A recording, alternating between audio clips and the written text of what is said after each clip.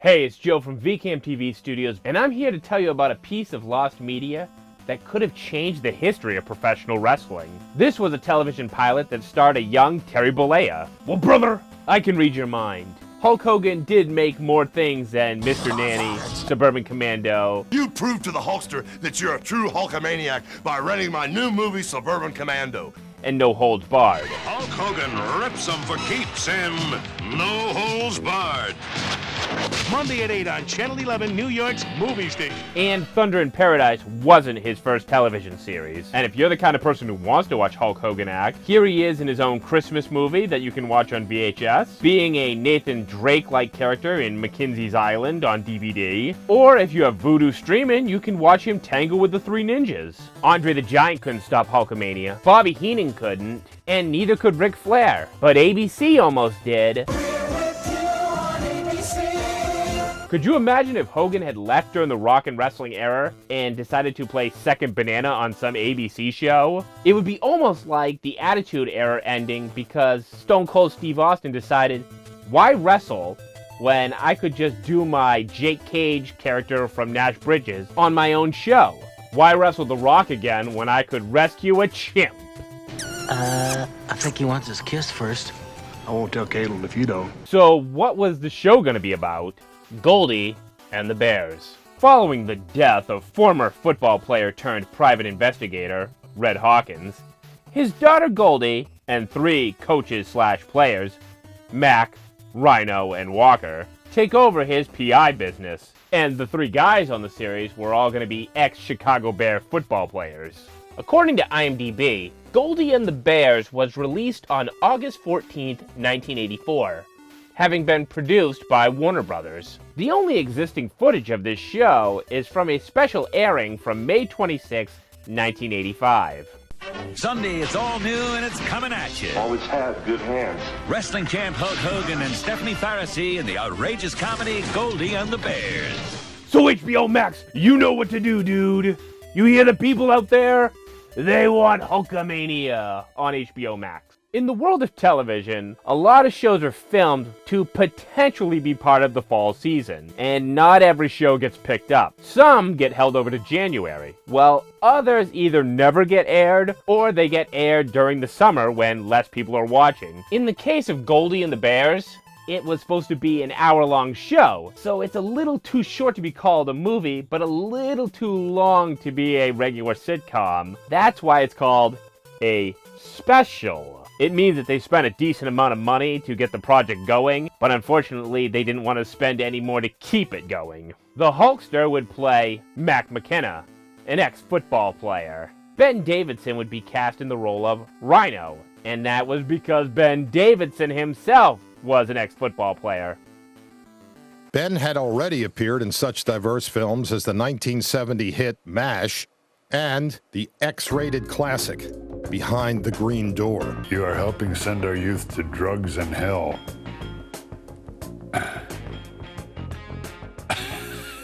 He also played a football player in a Miller Lite commercial where he got to act alongside John Madden. Nothing like a hot steam bath and a cold light beer from Miller. Ben, how about another cold one? And Rodney Dangerfield. Kill them all. Stephanie Pharisee would play Goldie. But don't worry, Stephanie, it's all uphill from here. 4 years, you get to be John Candy's wife, and you even get to go on vacation with him to the great outdoors. And Julius Carey would play Walker Johnson. Within the year, he would land the role of Shonuff in the cult classic martial arts comedy film, The Last Dragon. And years later, I would get to know him as Angela's father on Boy Meets World. Check out the documentary on Boy Meets World on my channel. Now, according to Turner Classic Movies, in the pilot, they try to solve a mysterious death of a toy inventor. I don't know. It was probably the Riddler. These toys of yours are brilliant. If you know, you know. Goldie and the Bears would be airing on the same channel and time slot that people were accustomed to seeing MacGyver on. As far as I could tell, this was going to be a very light-hearted show. You have your standard cliched gags like the muscle man doesn't know his strength, the prim and proper girl is annoyed by jock behavior, the jock who doesn't know how to use them computers. Always had good hands. A special airing was all we got. It was kind of like that other show, tag team starring Roddy Piper and Jesse Ventura, where a production company spent a ton of money to get it made, but nobody had any interest outside of a 40-minute pilot. I like to think that there's some other dimension where the team of Goldie and the Bears have to get help from the local cops, who happen to be Jesse Ventura and Roddy Piper. On the podcast Ian Talks Comedy, producer Ron Osborne is asked about the show. And people were like, oh, I need to see this show. I'm such a Hulk Hogan fan. This is the one thing that I've never seen. So there's gotta be, somebody has a tape somewhere. It's so unimportant to him that he starts talking about another project of his that's gone missing. I will bet you there's one show of mine you've not seen. She Spies. Okay. And Ron's no nobody when it comes to cinema. Michael Bay and Zack Snyder have taken his classes. Maybe they've seen Goldie and the Bears. I decided to write Stephanie Pharisee and see maybe if she could help us out with locating this pilot. I even wrote her a nice note that says how much I want to see this pilot and how much she could help us solve this mystery. Our promo also seems to indicate that this happened during the day of the Indy 500, and while the station wasn't going to play the full race, they were going to come back with highlights. Then stay tuned for an ABC Sports exclusive same-day coverage of the Indy 500, all starting at 8/7 Central. Maybe somebody's uncle or somebody recorded the day's worth of the races and maybe had to leave and left it on a 6-hour, 8-hour record, and this is just hanging around some Indy 500 enthusiast's house. Speaking of unaired television pilots, did you ever think that Santino Marella should be in a sitcom? You remember Santino Marella, right? Well, at one point, the WWE was going to make a Seinfeld-esque sitcom. Santino Marella was going to be our Jerry Seinfeld. Our Elaine Bennis would have been Beth Phoenix, and our wacky Kramer-like neighbor would have been Vladimir Kozlov. Well, somebody in the WWE got this idea. I love double E. And 3 episodes were actually filmed. When Santino Marella, Beth Phoenix, and Vladimir Kozlov weren't wrestling, they went down to Tampa Bay, Florida to film this web series. IGN would indicate that the first season would be a online season, but according to Inside TV on AOL, the show would later air on television. And I know what you're thinking.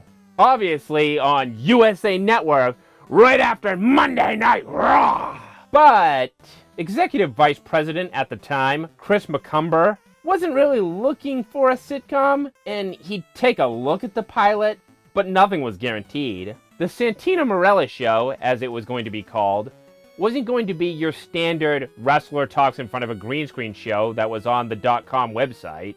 It wasn't going to be a reality show, nor was it going to be filmed in front of a live audience. This was going to be a multicam sitcom with no canned laughter, which to me kind of sucks because they should have just gone all in with the Full House type laughter. Between January and February 2010, 3 episodes were produced, and that's confirmed by Beth Phoenix through her Twitter postings. Beth and Santino would be your everyday couple, but I guess the world wasn't ready for this comedy. But the kids are gonna love it. The show wasn't picked up by USA. In fact, it didn't even become a web series. Didn't even go on the network.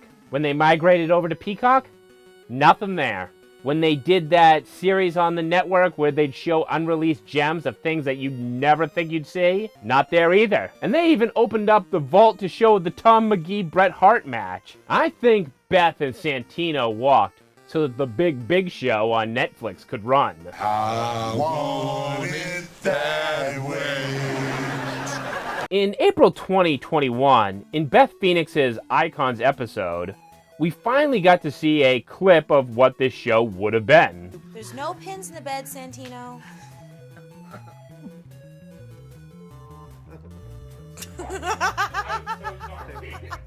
So you gotta make it right, Peacock. So let's see if this sitcom really was Seinfeld-esque. I understand there's a young lady in your life. These 2 bachelors over here are talking so loud about things like how they don't like babies and puppies and things like that.